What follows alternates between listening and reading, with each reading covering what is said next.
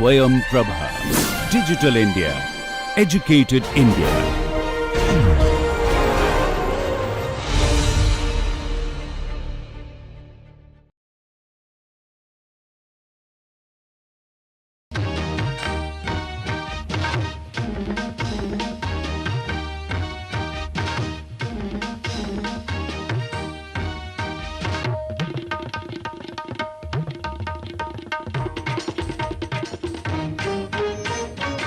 Welcome to this lecture of the course Elements of Mechanical Vibration. In the previous lecture, we discussed the two major damping models, which included viscous damping and hysteretic damping or structural damping. Today, we are going to discuss in detail Coulomb damping, the dry friction damping, which also is prevalent in many mechanical systems. Okay, so the third common damping model that is in practice is the dry friction damping, also called Coulomb damping. It so happens that whenever the body has a relative motion, at the interface there is dry friction, which is going to generate a dissipating force, which is the frictional force, and that frictional force is the damping force that we have, because of the fact that it generates heat. The energy available for the vibratory system gets dissipated, gets converted into heat, part of it. So, after each cycle of oscillation, through that dissipation, the energy available for the next cycle keeps reducing, and therefore, the amplitude of the next cycle is reduced, and we shall see how the vibration amplitude reduces in the case of Coulomb damping. So, after the viscous damping and hysteretic or structural damping, the third damping that we are going to discuss is the Coulomb damping. The damping force is at the interface. Okay. There is no explicit dashpot here, but if this spring mass system, the mass is resting on a stationary surface, as you see here, and then when the mass oscillates and travels back and forth, the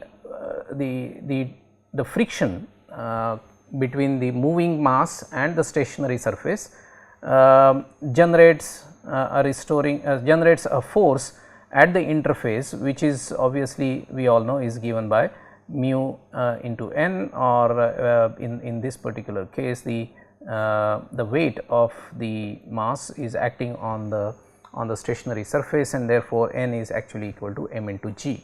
So, this friction force is going to act and is going to generate an additional force on the mass apart from the restoring force of the spring.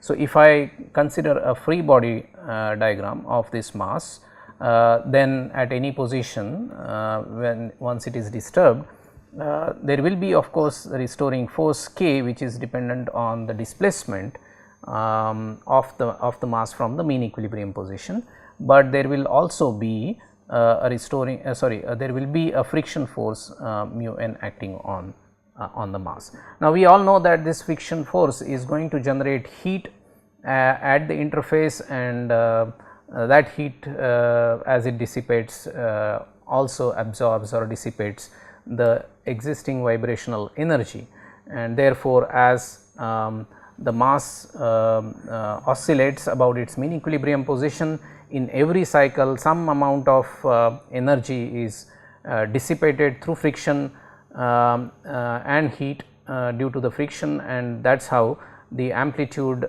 keeps on reducing over subsequent cycles, and that is the kind of damping we have here.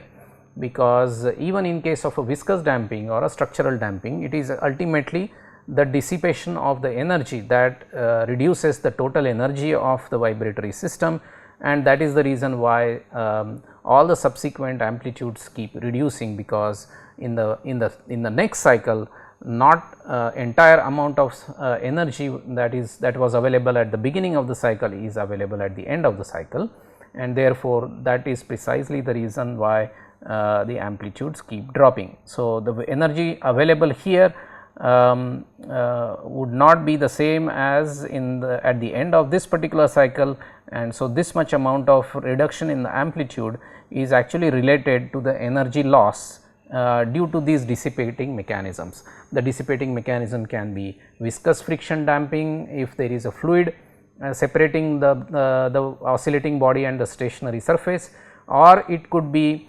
even in the springs, even in the coil spring, the intermolecular friction creates heat, because the spring, if you keep on stretching and compressing, the heat is going to get generated because of the internal structural damping. So, in all of these cases, what happens is that every cycle of oscillation dissipates some amount of energy, and therefore, lesser and lesser energy is available at the beginning of the next subsequent cycle, and therefore, you have less and less amplitudes generated in the subsequent vibratory response. That is the whole the idea behind the damping mechanisms. Now, in this case, we had already discussed what is the character of the force versus displacement in a viscous damping case, and we saw that in the case of viscous damping, the force versus displacement graph for a cyclic motion is given by this elliptical one. In case of structural damping, because the structural damping is typically mass and spring together, the force displacement relationship typically is this. What kind of force displacement relationship we expect if we have a Coulomb damping in action. Okay. Now, this first statement itself tells us what kind of a relationship or what kind of a graph that we expect in a Coulomb damping. The damping force, which in this particular case is mu n, is obviously constant, because that force does not depend whether the mass is displaced by this distance or by this much amount of displacement, right. So, the friction force is always constant, opposes the motion, and that creates a constant dissipating force in action, right. And therefore, let us look at how this graph will turn out for a Coulomb damping case. Now, just assume that this mass has been pulled out through a distance equal to capital X, okay, and then released. Okay. So, when it gets released, the travel of this mass from this rightmost extreme to the leftmost extreme would have the friction force opposing that motion, right. Okay, so let's take this motion from the extreme rightmost point to the extreme leftmost point, and as the mass slides from the right side to the left side, the friction force we all know that is going to oppose the motion, and therefore, mu n is going to act in this direction. So, the position at the rightmost extreme, if it is shown here by this position x, and the mu n force is given on the force axis as equal to mu n, then the force being constant, it will trace out this path, and maybe if this motion is oscillating with a constant amplitude x, on the other extreme we can expect this to be the position of the mass at the other extreme. Now, when it reaches the leftmost extreme point, then it will start its journey back at its original equilibrium position, and in that case the friction force is going to oppose that motion, right. So, the friction force is now going to oppose this motion, and because it will oppose the motion, the friction force is going to be in the opposite direction to the motion. It is going to be suddenly changing to minus mu n. So, from plus mu n, the friction force will become minus mu n now, and so at the leftmost extreme it suddenly flips its direction, and for the rightward travel of the mass it remains constant, and when it reaches to the rightmost extreme point here, again it will flip its direction and then becomes like this. Okay. So, this gives us now the energy dissipated in a cycle for a Coulomb damping case. Okay. So, this square would obviously will have the energy dissipated in a cycle given by 4 mu W into x. So, W x obviously you can see that this mu n is nothing but mu times W or mu times mg, and that gives us the area within this rectangle to be 4 mu Wx. Now, there is something which is added here, and that addition of the signum function here in the expression for the Fd is only to take care of the sign as the whole oscillation happens. For example, in one half of the oscillation, let us say going from this end to this end, the direction is 1, and from here to here the direction changes and flips to from negative to positive, and that is what the signum function is included here to write the expression for Fd. When we wrote the expression for the viscous damping case, then it was simply Cx dot. So, the direction will be taken care of by the instantaneous direction of x dot, right. So, that is included, but here the dissipating force is written mu W sin x dot. Now, why x dot, we will discuss that little later. So, hang on for a while, we are going to discuss why this signum function has x dot and not x. Anyways, so this is the expression of the cyclic energy dissipated in a cycle for a Coulomb damping.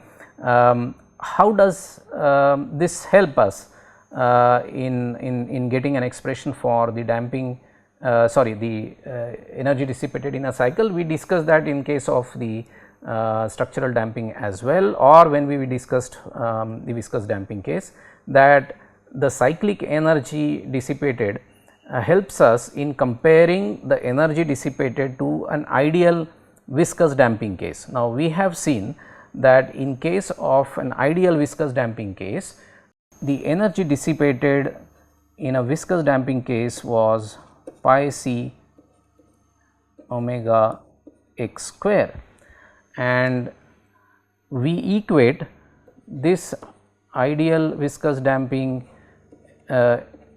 energy dissipated with the energy dissipated in other cases, right, in the other kinds of damping models, and then we say that this gives us an equivalent viscous damping coefficient from the other model. Okay. So, in this case this is simply going to be pi omega x square, and which basically gives me the expression 4 mu W upon pi into x. So, this expression is an equivalent viscous damping coefficient.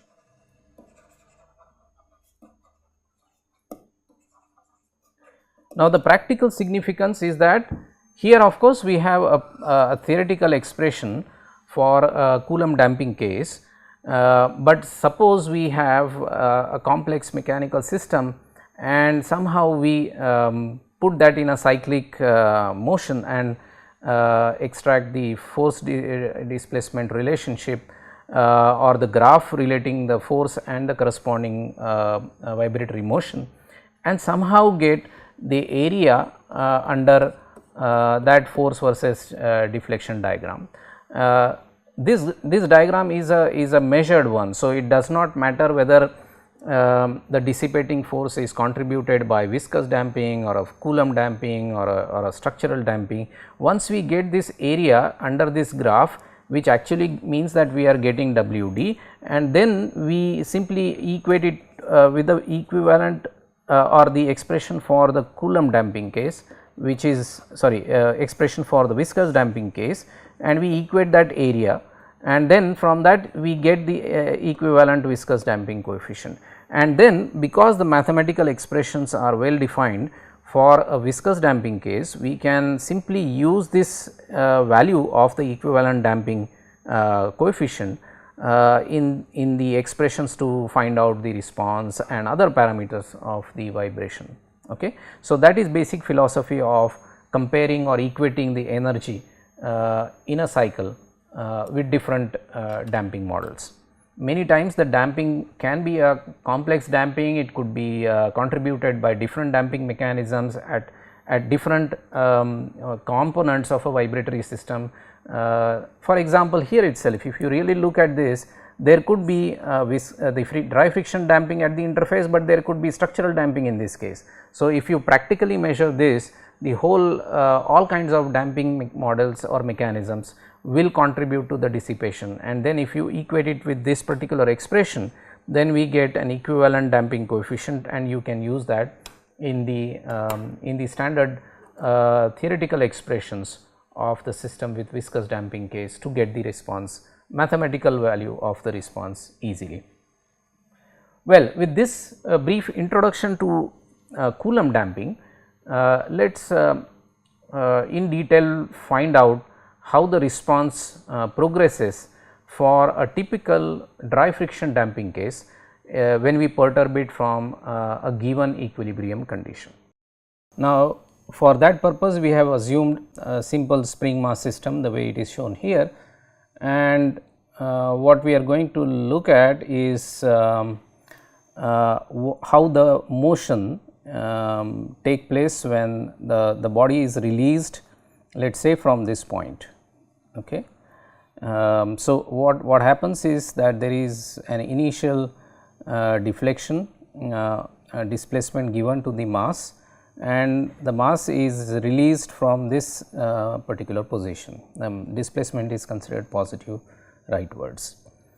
So, obviously, as the mass is pulled to its extreme displaced position, which we will say is going to be capital X here, and then as it gets released, the spring force which is coming into action because of the stretched condition of the spring as the displacement is given, it tries to pull the mass towards its mean equilibrium position, but in the bargain it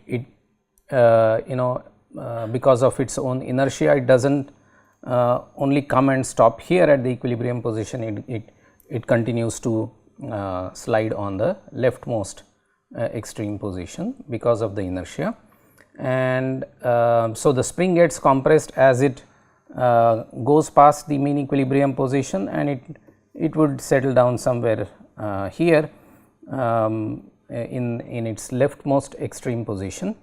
And after that, once an equilibrium is reached there, once the velocity comes to 0, kinetic energy will be 0, the strain energy in the spring will reach its maximum value, and the compressed spring will now try to push it back again to its equilibrium position. This is how just like our pendulum case, the body keeps on swinging around the mean equilibrium position. So, x equal to 0 at this point, and we are looking at the motions starting from t is equal to 0 at this rightmost extreme position.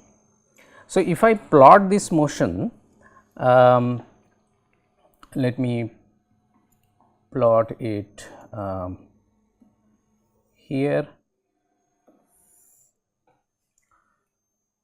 and so the initial position is capital X, positive displacement given, and then I am releasing it, right.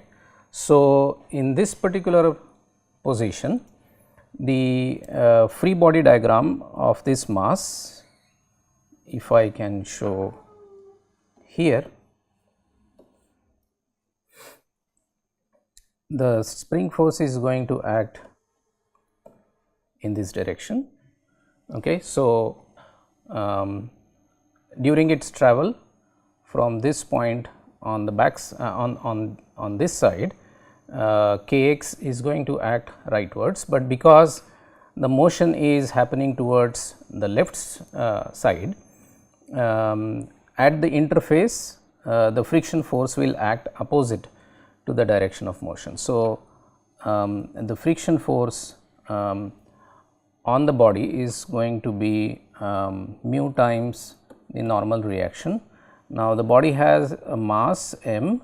So, if we look at the force which is going to act on the body is mg, and there will be normal reaction. In absence of any other force in the vertical direction, they will balance each other out. And so, this friction force will act in this direction. Okay. So, now if we apply the Newton's second law for this motion from this the rightmost extreme point to the leftmost extreme point in the first cycle, sigma f is mass times the acceleration, and the acceleration is assumed positive in the rightward direction. So, we have mx double dot equal to minus kx plus mu n, right, and therefore, the equation of motion that governs the motion of the mass is going to be this. Now, what will be the solution of this equation of motion? So, you may notice that this friction force is independent of the displacement, right, and it has rightly been on the right side of the equation on the equal sign. So, this can be treated like a constant force, acting on this mass. Now, just like the gravity force that was acting on the mass and it generated a static deflection, similarly the response because of this constant force on the right hand side will also generate similar kind of a steady deflection, right. That deflection is going to be a constant value, and what will that be? Correlate, compare it with respect to what we discussed for a vertical spring mass system. The gravity created a deflection, static deflection, which was mg over k, right. So, if this body when it is hung from the spring, if it was subjected to the gravity load, the deflection delta that we wrote last time was mg the force over k. That is what the spring rate is. Mg over delta is the spring rate. So, if k is the spring rate of this of the spring, then a constant force like mg created a static deflection delta. On similar lines, the response because of the constant force mu n is going to be generating a deflection which is going to be mu n by k, is it not, right. But in addition to this right side force, we notice that the left hand side equation of motion, which has the left hand side mx double dot plus kx equal to 0, that would generate its own free vibration response, is not it. So, the total response for a linear system is going to be addition of the two responses, and you remember that for a vibration the governing equation of motion for a simple single degree of freedom system, free vibration response was what, x of t equal to a cos omega n t, and then the cosine and sine, both terms were there, right. So, a and b we found out from the initial condition. So, this is the general solution of an equation of motion like this, right. So, in addition to the response generated because of mu n constant force, there will be this response coming from the left hand side part. Okay.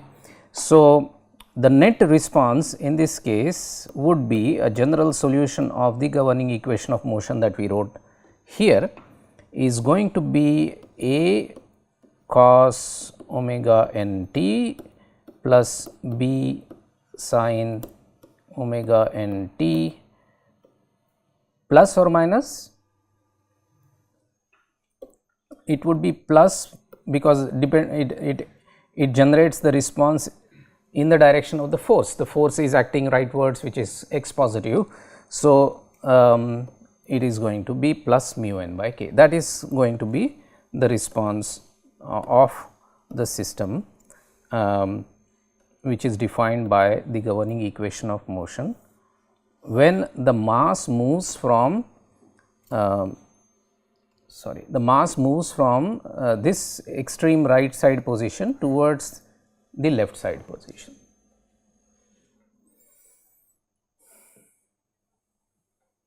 Isn't it?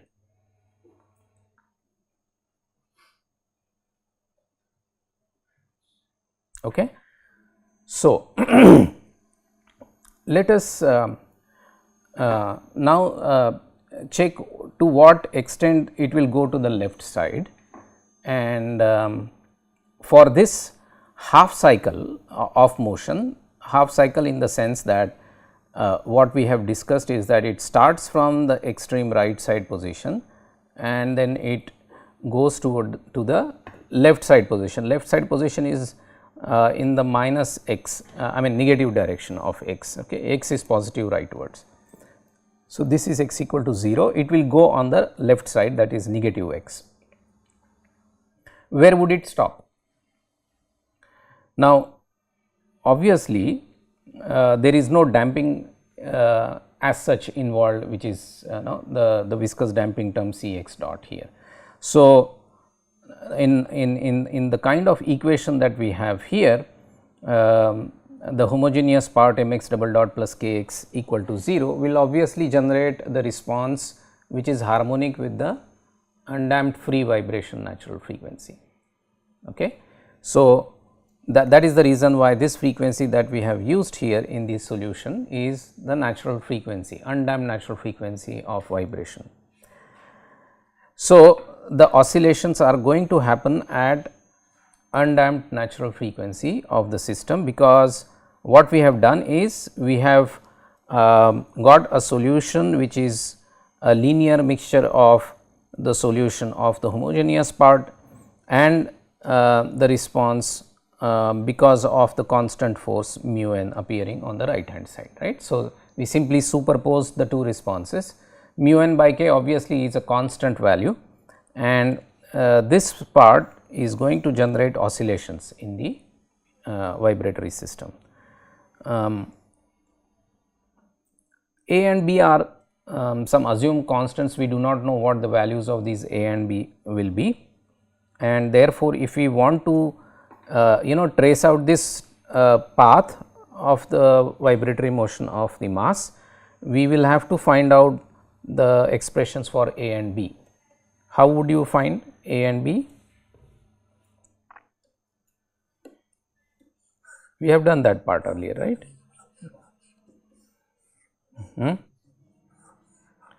A and B are unknown constants, right, in the assumed solution, and those expressions for A and B are always obtained from initial conditions, right. So, for initial conditions, meaning at t is equal to 0, what are the initial velocities imparted to the mass and what is the initial displacement. Now, let us first get the expression x dot t, so that we will be able to apply initial conditions. So, this is going to be what? Minus a omega sin omega n t plus b omega n cos omega n t, isn't it? This is a constant term. So, the derivative is 0. So, that basically these are the two displacement and velocity expressions we have. Okay. What are the initial conditions? What have we done? We have released the mass from this extreme rightmost point and we simply released it, right, meaning thereby that the initial velocity is 0, right. So, at t is equal to 0, x at t is equal to 0 is x naught, which in a general terminology we write this as x naught, which I can write as capital X, because that is the amplitude with which I have released the mass initially. And obviously, x dot at t is equal to 0, which we typically write as v naught, is 0 in this case, because we have simply stretched it to capital X and just released it to slide, okay, oscillate. So, initial velocity was not imparted. So, v naught is 0, which actually means from these two expressions capital X would be equated to what? A plus mu n by k, the sign term will be 0. So, obviously, A is going to be capital X minus mu n by k, and if I use the second equation here, so this is based on the first equation. If I use this equation, 0 is equal to b into omega n, which actually means that b is 0.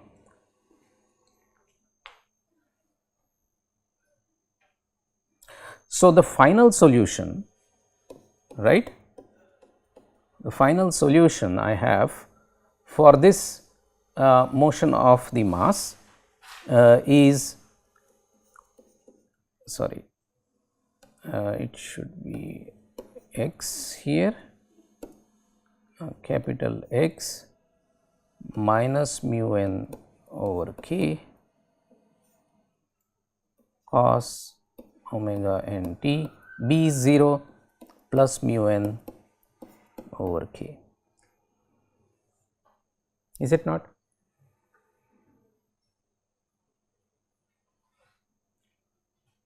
Okay. Now, you should note here that this is the solution of the governing equation of motion when the mass moves from right to left. Please make a note here that this direction of the friction force has been taken considering that the motion happens from right to the left, right. In a typical oscillation of a vibratory system, this is just half the cycle, right, going from right extreme to left extreme is just half the cycle, it will come back, but when it comes back its direction of motion changes, the friction force will flip its direction. So, it means that this the response x of t is not going to be valid for the reverse travel or the second half of the cycle. So, we will have to now look at what equations of motion should we be getting for getting the second half of the first cycle. So, obviously, as you notice that when it tries to go from this to this, the kx, the stiffness related restoring force is going to act in the rightward direction, and the friction force is going to flip its direction. So, it is going to be this equation of motion mx double dot plus kx equal to mu n is going to change to mx double dot plus kx equal to minus mu n. The direction of the friction force is going to change, right. So, I am going to update the equation of motion for the second half.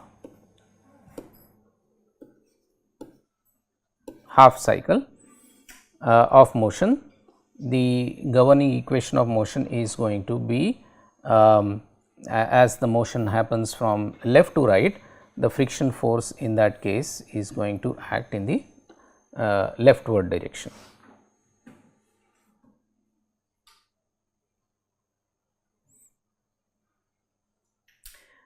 And if we now want to write the equation or the solution of x while it gets from the left to the right side, what is the solution? The general solution is still going to be given by this, except that there will be small change here. So, what would that be? So, x of t, okay, of this governing equation is going to be equal to what? Again, what we do is we assume some constants. Now, in this case I will use two different constants, cos omega n t plus d sin omega n t. Make a note here that this part is still going to generate response at the undamped natural frequency of the system. So, this solution, a general solutions is valid for this case as well. However, the response due to the constant force on the right hand side is going to be similar, except that the sign in this case is going to be changed. So, this is going to be mu n over k, but in this case it is going to be minus mu n by k.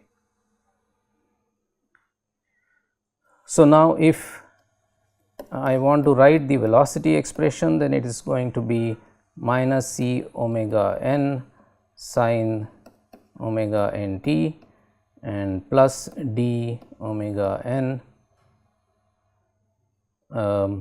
cos omega n t. These are the two displacement and velocity expressions for the motion of the mass when it is going from this left extreme position to the right extreme position. During that travel, these two equations are valid.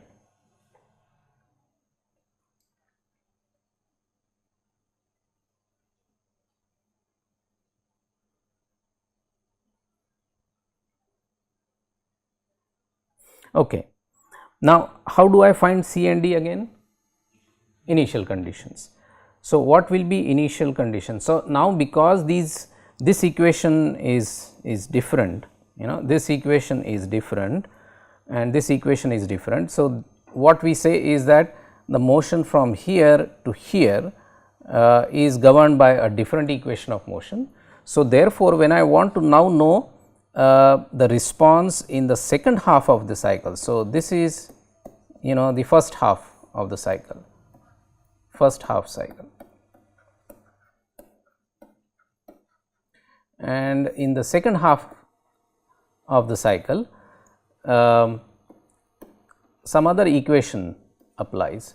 So, when I started getting the equation or the response of this half cycle, I use initial conditions at this point, right, at the beginning of that cycle. What we are going to do now is assume a fresh time. Okay.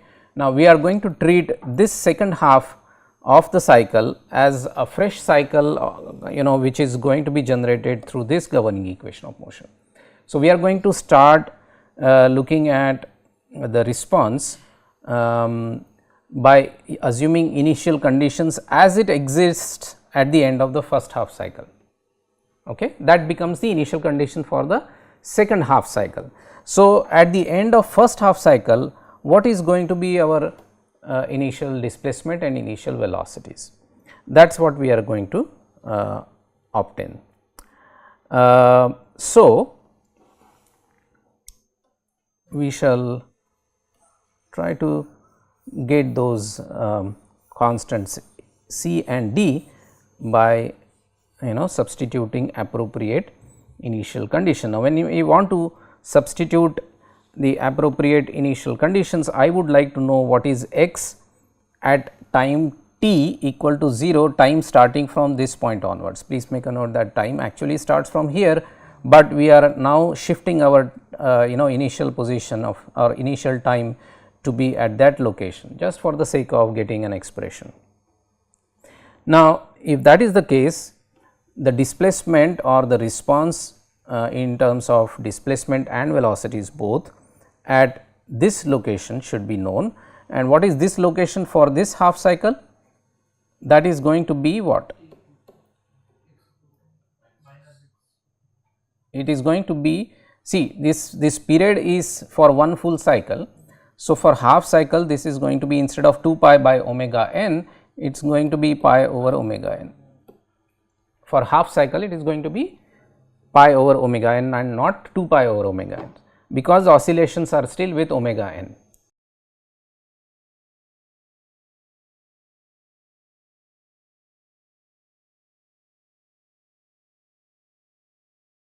So, let me write this x at t equal to pi over omega n is equal to capital X minus mu n over k. This cos term is going to be cos omega n. What is t? T is pi over omega n, isn't it? And plus mu n over k. You get it? So, mu n over k and this omega n. So, what is cos pi?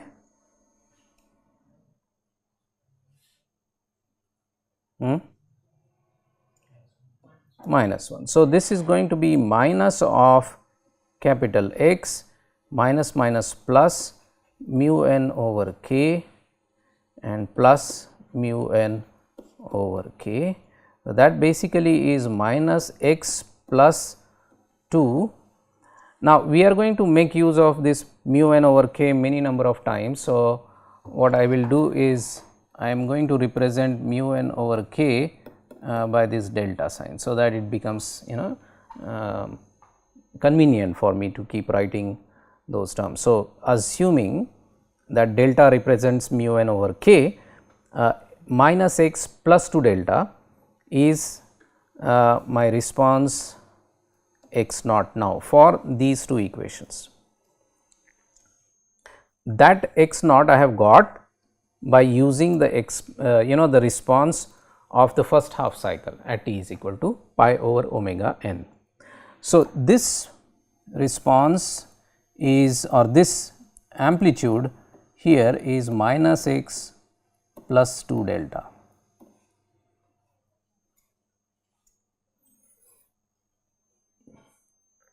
What does it mean? What does it mean now?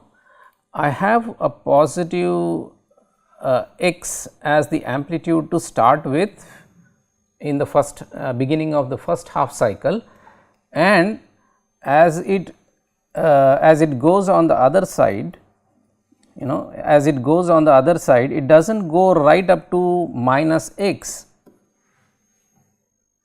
right. You remember in an undamped free vibration, the amplitudes do not change, right, on both sides the amplitude remains. So, if it starts from plus x, it will go to minus x, it will go back to plus x and then minus x and so on. This is undamped free vibration.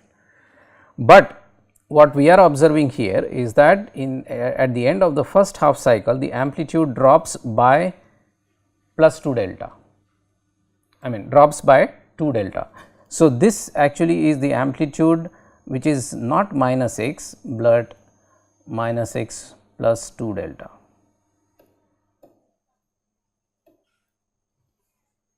The amplitude is reduced by a value 2 delta.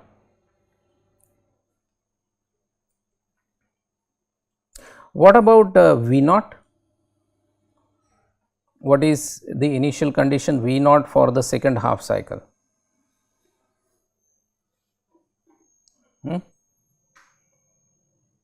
It will be 0, you can check that yourself.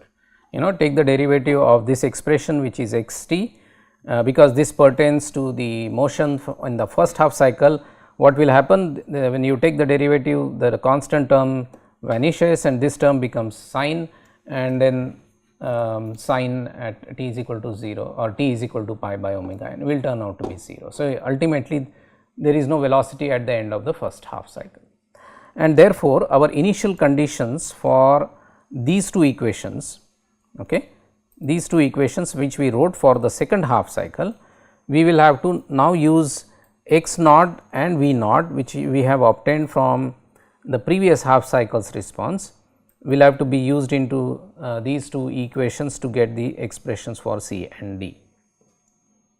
Okay. Now, with these two equations defining the motion in the second half cycle, x of t at t is equal to 0, where t is now defined from this point for the second half cycle. So, now we have reset our initial time at the beginning of the second half cycle. Now, if that is the case, then what is at what is the expression at x at t is equal to 0? You can substitute for t is equal to 0 in this equation, which gives us C minus mu n over k. Now, again this mu n over k, I am now going to use delta as I discussed, C minus delta, because when t is equal to 0, this term is 0.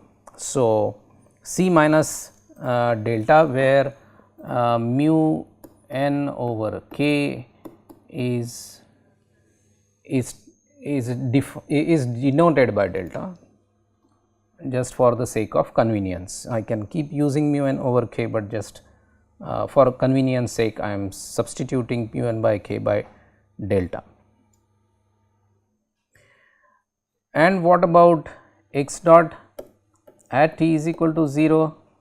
That is going to be so d into omega n, that is the equation that I have by substituting t is equal to 0.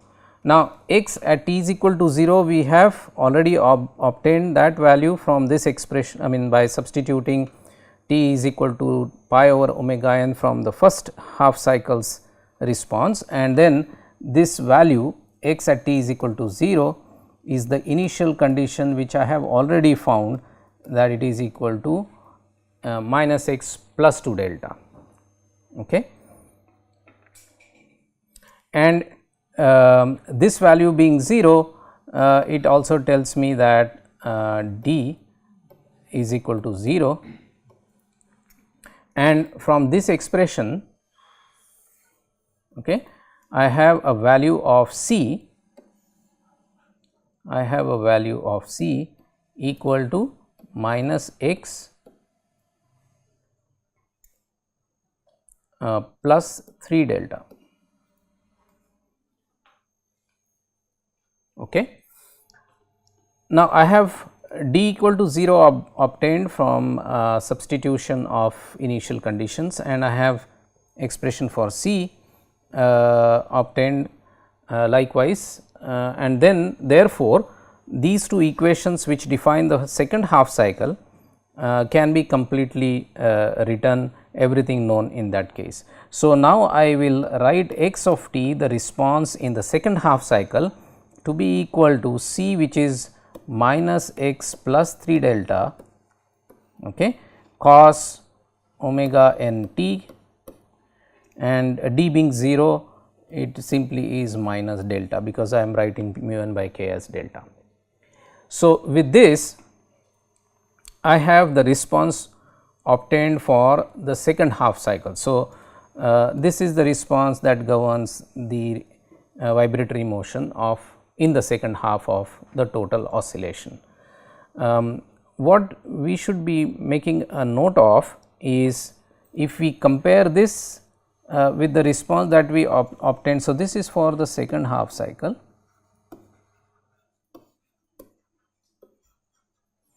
What was the response that we obtained for the first half cycle? This was x minus delta cos omega n t minus delta. plus delta I think, yeah. So, this was for the first half cycle.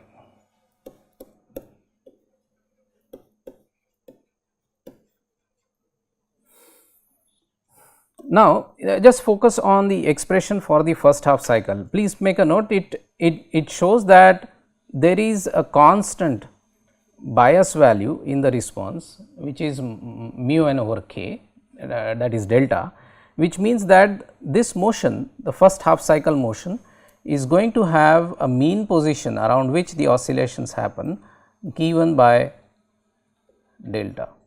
So, this displacement is delta value. Okay. And the amplitude with which the harmonic oscillation happens. So, this is going to form a cosine waveform cos omega n t, which means that this motion is going to follow a cosine function, which is obvious from this expression that we have, with an amplitude x minus delta. So, obviously, this amplitude with which the cosine function is shown here is x minus delta, which is obvious, because if this is delta and this is the initial displacement we released it with capital X. So, this x minus delta is the cosine waveform with which it is going to oscillate, and obviously it is no surprise here that at the end of the first half cycle, that amplitude gets reduced by 2 delta value, is not it? Because if it has a mean value here offset by delta, the amplitude at the end of the first half cycle would obviously be x minus 2 delta. And what happens in the second half cycle, that the oscillation continues now. So, let me draw it properly. So, in the second half cycle,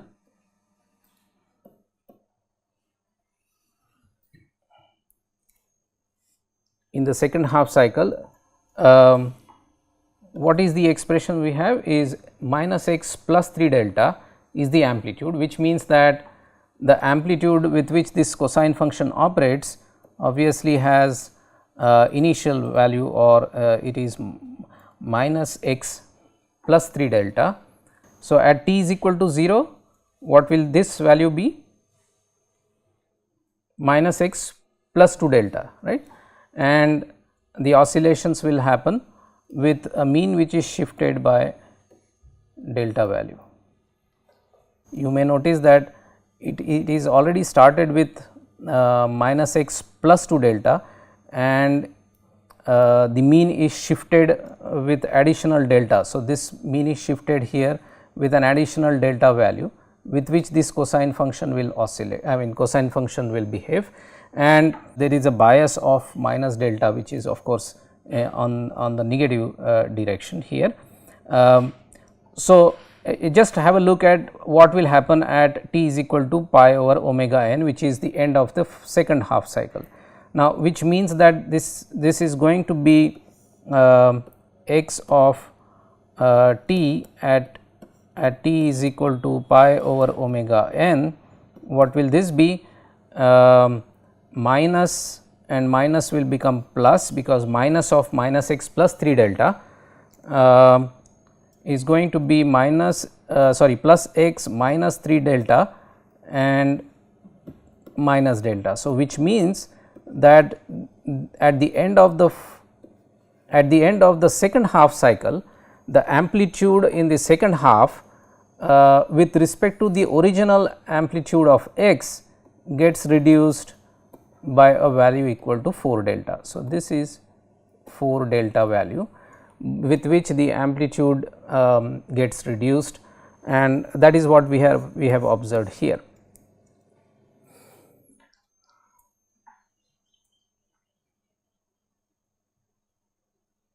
Is that correct? So, x minus delta is with which with this amplitude the first half cycle exhibits response around that mean position with that amplitude. in the second half this amplitude, because the response is around a mean position which is shifted negatively with respect to this 0 position. So, about this mean equilibrium position the oscillations take place obviously, because this is already an amplitude which is reduced to minus x plus 2 delta, or minus I can write this as minus of x minus 2 delta, and then you add additional delta which is shifted here, this obviously becomes x minus 3 delta. Okay. So, that is how the second half cycle oscillates with a cosine function with an amplitude of x minus 3 delta. This again is a cosine function, and at the end of the second half cycle the amplitude that actually gets reduced with respect to the original amplitude before the first cycle started is 4 delta. Okay. Now, you can continue with the next full cycle, and it is obvious that the next cycle of complete oscillation will again reduce by the same value 4 delta, and where delta is mu n over k. So, do you see some important difference between the viscous damping and the Coulomb damping case? Amplitude decreases linearly, right. So, here in the first half cycle the amplitude drops by 2 delta, in the subsequent half cycle it drops by another 2 delta. Overall, if you consider the amplitude a unit amplitude at the beginning of a cycle, at the end of that cycle it will get reduced by 4 delta, and this continues, and therefore, which actually means that the amplitude drops in a Coulomb damping or a dry friction damping by a constant value, and which actually means that the envelope, if we draw an envelope touching the peak values of each of these cycle, it will be a straight line. Okay. So, there is a linear drop in the vibration amplitude in case of a Coulomb damping, which is in contrast to the viscous damping case where it reduces exponentially. So, these are the free body diagrams of simple spring mass system under dry friction damping or Coulomb damping, and we discussed that in one half cycle the free body diagram for the same system changes from one half cycle to the other half cycle. So, this equation of motion is valid for one half cycle, and this equation of motion is valid for the other half cycle, and the overall governing equation of motion, instead of writing them separately like this, we can write them jointly like this, and later on we will discuss how we can take care of this plus minus signs by using the signum function. Now, this is basically going to mean that our equation of motion is not a linear equation of motion. Why? Because they depend on the signs of this friction force at each instant of time, and therefore, the governing equations are not linear in case of a Coulomb damping case. Now, this takes a recap of what we have derived earlier of the reduction in the vibration amplitude after every half cycle of oscillation for a Coulomb damping, right. So, we started with some initial amplitude, let us say capital X at this point, and we knew that this equation was used, and then you got after one half cycle up to this point, which is of course pi by omega n value, the first half cycle vibratory response is about this mean about this mean point, which is shifted by a value of mu n by k. So, it is a cosine function about this particular amplitude or level, and on the other side the amplitude gets reduced to x minus 2 mu n by k. That means, the original amplitude x gets reduced by a value equal to 2 mu n by k. right. That is what we discussed. And then when we subsequently found the response to the next half cycle, the next half cycle was again a cosine function or a cosine term with this as the mean value. So, the mean value gets shifted from a mean equilibrium position 0 mean equilibrium position, the mean point gets shifted by a value equal to mu n by k again. And at the end of the first cycle, which is after 2 pi by omega n, the amplitude finally is left equal to original amplitude minus 4 mu n by k, right, which actually means that the drop in the amplitude is going to be 4 mu n by k for one full oscillation cycle. Okay. This is again important to note that this half cycle shown by the blue color is following an equation of motion which is a linear equation of motion, but for one full cycle it is no more linear, it is bilinear, because in this half cycle it follows one particular equation of motion, let us say mx double dot plus kx equal to plus mu n, and in the other half cycle the sign of that friction force changes and some other equation slightly different in terms of the sign of the friction force applies for the second half. But for one full cycle the governing equation is not the same the way we have in case of a viscous damping or a structural damping. And yes, after one cycle of oscillation the original amplitude drops by 4 mu n by k, and it is possible to show that in the next subsequent full cycle the amplitude will further drop by 4 mu n by k. So, the amplitude after 2 cycles will be x minus 8 mu n by k, right. So, with respect to original x, this is going to be a drop by 8 mu n by k, but the point is every cycle sees a reduction of a constant value in its amplitude, which actually means that there is a linear decay of the amplitude. In earlier case of viscous damping, what we noticed that the amplitudes x1 and x2 are in constant ratio, okay, and the ratio of the two subsequent amplitudes are constant in case of a viscous damping. Whereas in the Coulomb damping there is no relation for the ratio, but in case of the Coulomb damping, as we notice here, x1 minus x2, the drop of in the original amplitude or the difference in the two consecutive amplitudes is constant. That is what the difference between these two dampings are. Okay.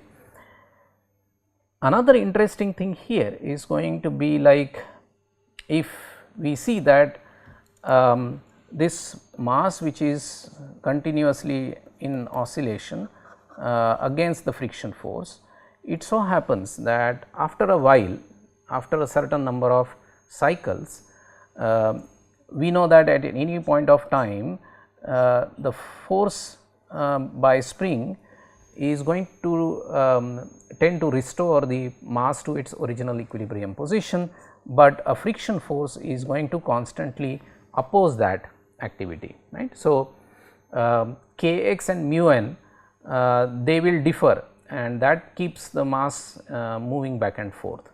And so, it so happens that later on after several number of cycles maybe the amplitude x will fall to such a low level that the restoring force kx will no more be able to counter the constant friction force, which is going to be a value which is constant irrespective of the amplitude of oscillation. So, the motion will suddenly stop when this kx and mu n will be almost equal, or what we can say is that the restoring force will fall short of the friction force. Okay. The friction force will be a constant value, and the restoring force is going to be will diminish as the amplitude keeps reducing every cycle by cycle. So, after some certain number of cycles, the restoring force K into Xn will be less than the friction force, and then if that happens, the motion will stop because the mass will not be able to move any further. And this is what is shown here. Probably after this, after the second cycle, what can probably happen, that at the beginning of this cycle maybe the friction force was good enough, strong enough, but here it was strong enough, but by the time it reaches here, the restoring force K x n at the start of the third cycle will be less than mu n, and then at that point the mass simply gets static or locked, and then because it is locked, as time progresses the amplitude is going to be remaining static and constant equal to this value. Now, it is possible to get a relationship as to after how many half cycles this will happen, right. So, what we can say is that if R represents the number of half cycle, and we know that after each half cycle there is a reduction in the amplitude by 2 mu n by k. So, the number of half cycles R after which the motion will stop will obviously be given by this expression, that original amplitude will get reduced by R times 2 mu n by k, because every half cycle 2 mu n by k gets reduced. So, obviously after R number of half cycles, this is how this total number of the total reduction will turn out to be this. Now, if you want to compare it with this, you need to use this expression to get the value of or expression for R. So, you can reorganize this expression to get the expression for R. Okay. So, if you know what is your initial amplitude, then it is possible to find how many half cycles after which the motion will cease. And in fact, this is an important distinctive feature of a Coulomb damping that you should understand, that the mass will never come to a zero or original equilibrium position, and it so happens that it can suddenly get locked to a non-zero position or away from the equilibrium point. The viscous damping, in contrast, will come to its mean equilibrium position as time t progresses. It will eventually come to mean equilibrium position, but a Coulomb damping will not return, the system will not return to its mean equilibrium position, and that is one distinctive feature to identify from the practical measured data whether the damping is a Coulomb damping or a viscous damping. And finally, let us look at how we can combine the two equations of motion, the one which is in the first half cycle and the other one in the next half cycle, using function called signum function. Now, for that to happen, let us take another look at how the motion has been happening. So, when this mass is taken on the right side, and then from this extreme rightmost position, the mass starts its reverse journey in this direction to the leftmost extreme point. The motion we have discussed is shown like this half cycle. Okay. So, from this x position to a position here which was basically x minus 2 delta. Now, when this is happening, from our free body diagram of the mass, we know that the restoring force, because of the spring, was acting in this direction, the friction force was acting opposite to the motion. That is how it was shown. And now, for this first half cycle motion, the equation of motion has been obtained earlier as mx double dot plus kx equal to mu n. This is precisely what we derived earlier. In the second half cycle, when the mass is actually moving from the left extreme to the right extreme point, in that case, the free body diagram, if you really look at, the restoring force is still kx, and this motion is happening here. So the friction force is now flipped in the opposite direction, and this is how the mu n was shown. And for this particular second half cycle, the equation of motion now is mx double dot plus kx equal to minus mu n. Okay, so I may write this equation as mx double dot plus kx minus mu n equal to 0, and this second cycle equation as mx double dot plus kx plus mu n equal to 0. Somehow, if for an entire cycle, if you want to get one single equation, because in case of the Coulomb or hysteretic damping, the equation of motion was not split into two half cycles. Okay, so for that purpose, what I would like you to understand is this equation is essentially giving a harmonic cycle which is with cosine omega n t, the displacement of the mass, that happens like this, right?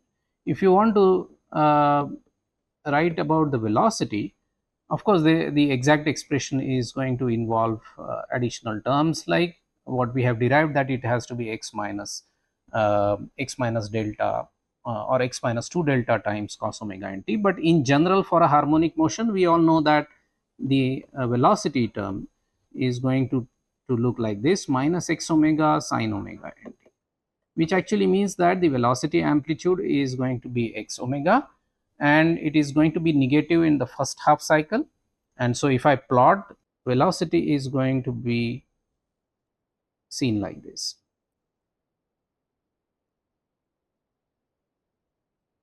Okay, when this crosses 0, your velocity value is going to be maximum, and of course this the value is going to be omega times the x if it is a harmonic motion.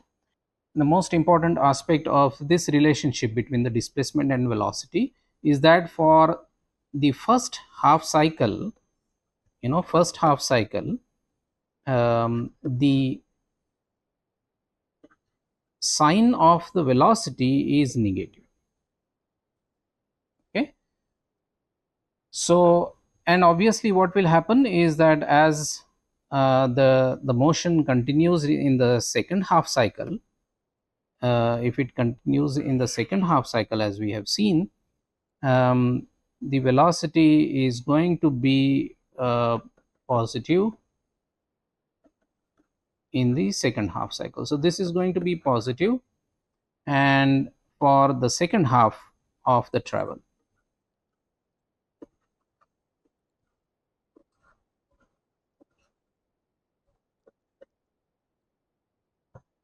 So this fact I can include in writing now the governing equation of motion. So because there is a negative sign here, what I can write this equation as mx double dot plus kx. If I want to combine both of them, I can write this as minus plus mu n equal to 0. Now minus when it is in the first half cycle, okay, and plus if it is in the second half cycle.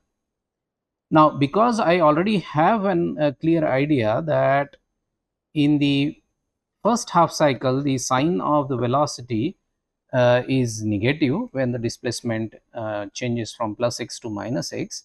So therefore I can simply write here as plus signum function of what, now it should not be a displacement. Why? Because in the first half cycle the displacement flips from positive to negative sign, so it is not always positive in the first half cycle. Okay, but velocity is definitely continuously negative in the entire first half cycle, and therefore I can use sign of the velocity times mu n to represent the entire oscillation. Okay, so this is basically is the way I represent the governing equation of motion for Coulomb damping in a single equation, making use of the signum function.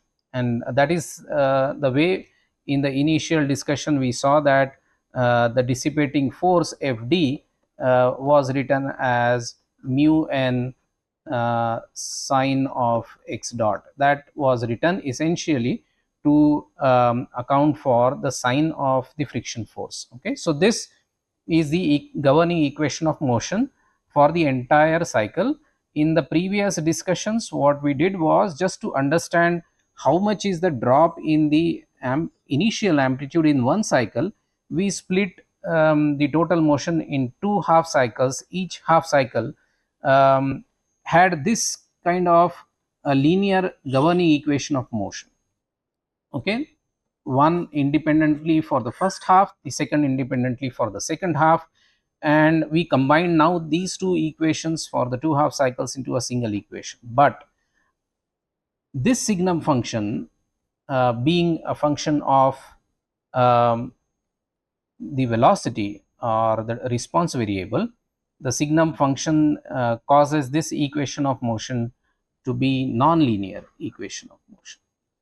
Okay, if you consider the equations of motion in two separate halves, then in each half cycle they are linear. So that kind of a non-linearity we call as a bilinear non-linearity, wherein it is linear in part of the total cycle. Here by bringing in the signum function, definitely the equation of motion for the Coulomb damping has turned out to be a non-linear governing equation of motion, in contrast to mx double dot plus cx dot plus kx equal to 0. This was a linear governing equation of motion for a viscous damping case. All right. With this, now let us have a brief discussion on the differences between viscous and Coulomb damping. Right? There are distinctive differences. Obviously, let's take them one by one. Distinction, of course, is based on frequency of oscillations. Now we know that in case of a Coulomb damping, the response x of t was obtained as x e to the power minus zeta omega n t cos omega dt minus phi. Now this actually means that the frequency is the damped natural frequency, whereas in the case of Coulomb damping, we have noticed that the response obviously does not have this exponentially reducing amplitude, but the cosine function involved was omega n t. So the frequency with which the system with Coulomb damping oscillates is the undamped natural frequency. Okay, based on the nature of governing equations, we discussed just now that the Coulomb damping has nonlinear governing equations in contrast to the linear governing equations for the viscous damping. Based on the decay of oscillation amplitude, we already discussed that the viscous damping exhibits exponential decay of the initial amplitude, whereas in case of a Coulomb damping there is a linear decay. In other words, the ratio of successive amplitudes is constant in case of a viscous damping, whereas the difference in the successive amplitudes is constant for a Coulomb damping case.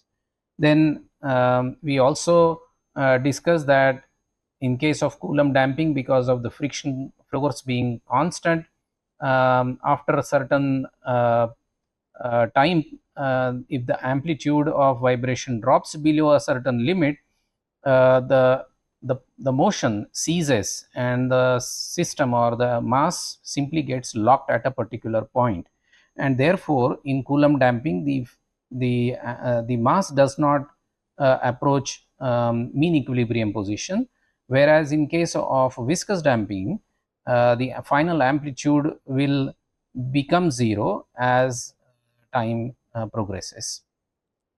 And of course the damping force in case of a viscous damping is proportional to velocity, it is velocity dependent dissipating force, whereas it is constant in case of a Coulomb damping. And essentially a Coulomb damping is periodic with the harmonic time function of the undamped natural frequency, whereas depending upon the value of the actual damping, viscous damping, the system can exhibit an aperiodic vibration response for the viscous damping case. Right? So these are all the distinctions between these two kinds of damping. Now, where are these Coulomb damping case actually seen in practice? So there are many examples and many places where you would observe a friction damping or a Coulomb damping, and one of the peculiar application is in the steam turbine blades, sometimes also in some stages of the gas turbine blades.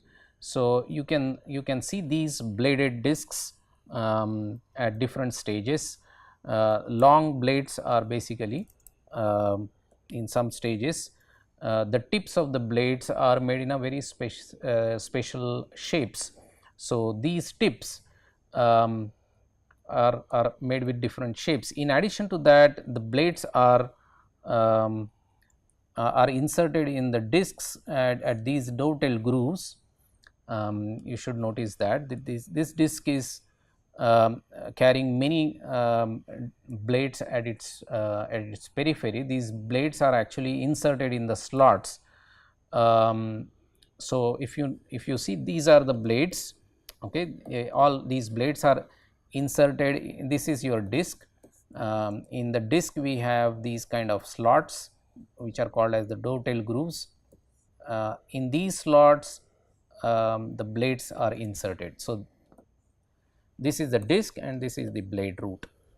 These are inserted and you can see that they are not rigidly held, they have some gap. Okay, so these gaps are responsible for some friction damping at the root, and as the blades vibrate with large amplitudes, there will be small interface displacement and some slip motion between the stationary component and the vibratory blade component at the root, and that generates some amount of damping which can help dissipate resonant vibration, vibratory displacement of the blades.